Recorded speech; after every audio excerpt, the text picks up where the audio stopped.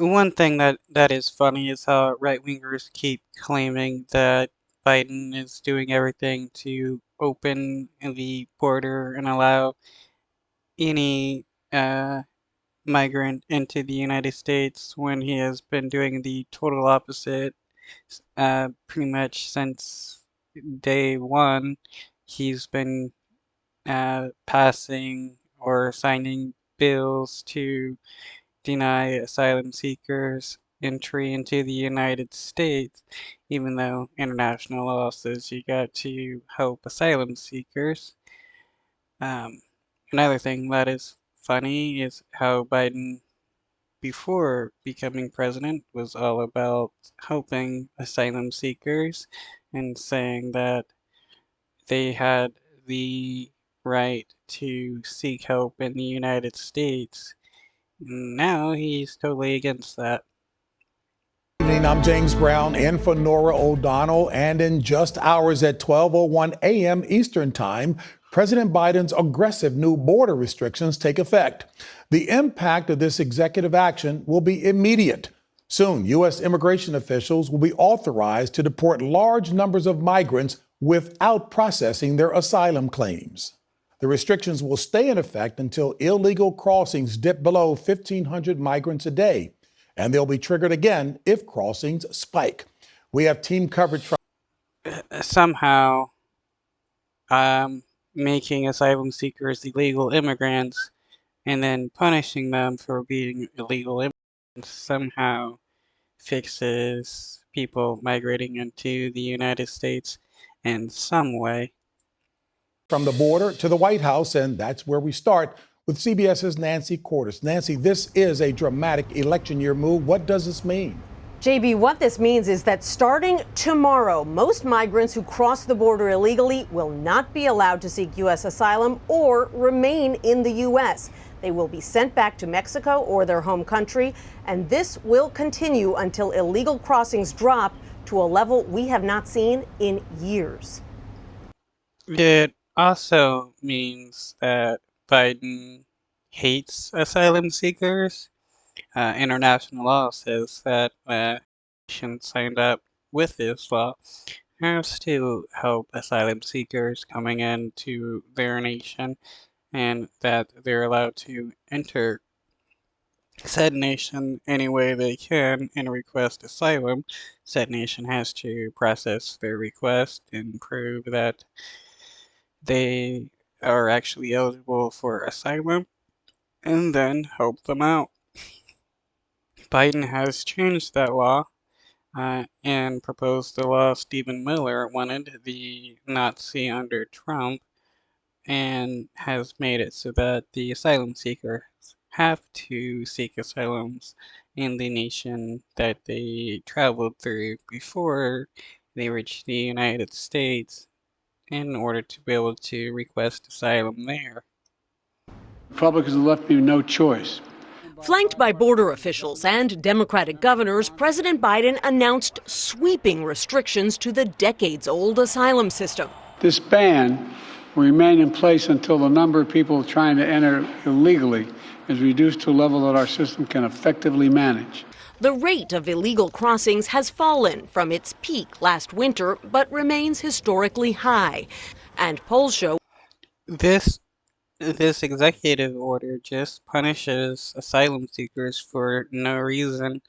They have no way to control the other people coming into the United States for various other reasons. immigration is a top issue for voters who consistently give Donald Trump higher marks. On day one, we will seal the border. But progressives in Congress are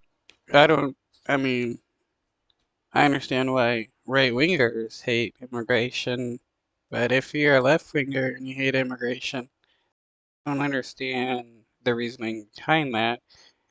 What's the problem with more people moving into the United States, which is effectively what people are doing, just moving into the United States from other places. argued that today's move by Biden undermined American values and abandoned people fleeing violence and unstable conditions, while Republicans who have urged Biden to take executive action slammed him today for doing just that. Why didn't you do this in 2021? Why didn't you do this in 2022? If he was concerned about the border, he would have done this a long time ago. The restrictions are It is pretty funny how Biden can placate the right-wingers and do what they want, and they will still hate him for doing exactly what they want. But again, what does the Statue of Liberty say? Give us your poor, your huddled masses yearning for freedom. The United States is a nation of immigrants, yet we do as much as possible to prevent certain immigrants from coming into the United States, mostly the brown and black immigrants. Are sure to face legal challenges. The ACLU telling CBS News today, we intend to sue. A ban on asylum is illegal, just as it was when Trump unsuccessfully tried it. Yeah, that's true. And another funny thing is Biden was against bans on asylum seekers when he was running for president. And now that he's president, he is all for it. It shows how much people will lie in order to gain power. Insisted his approach is more humane than Trump's. I'll never separate children from their families at the border. I will not ban people from this country because of their religious beliefs. My colleague, Lily. But you are banning people from this country just because of their origin or their situation, or the fact that they didn't seek asylum in Mexico before they came to the United States, or some other nation before they came to the United States. You can pretend you're better than Trump, but you're not. Lilia Luciano is at the border near Tucson, Arizona, one of the busiest sectors for migrant crossings this year. We've just crossed into Nogales, Mexico, to hear about what this executive order means for folks on this side of the border. I think it's devastating news. Joanna Williams runs the Kino Border Initiative, serving migrants in Nogales, Mexico. Well, what's been interesting in the last several months is it actually hasn't been that busy. Here, and in this sector, the numbers have been going down. The timing of this order is therefore purely political. Last year. You've been here since October of last year. People like Pedro Solis wait as long as 8 months for an appointment to ask for asylum using a U.S. government app. With no luck, many giving up. So the problem... Well, 8 months plus in order to possibly get approved for asylum. That is insane.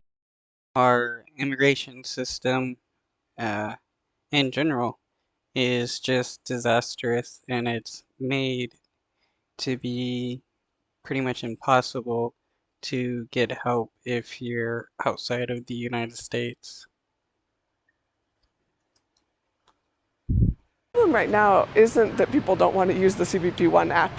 They're applying for an appointment every single day, but there aren't enough appointments available. And again, this order doesn't increase that number of appointment availability at all. What's the consequence of deterrence policies from where you stand? Different policies of deterrence have been in effect for over 20 years here at the border, and what they lead to is an increase in deaths.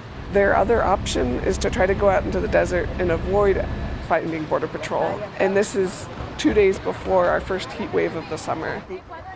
And today, Arizona lawmakers passed a proposal to ask voters on November whether to make crossing unlawfully from Mexico into the state a state crime.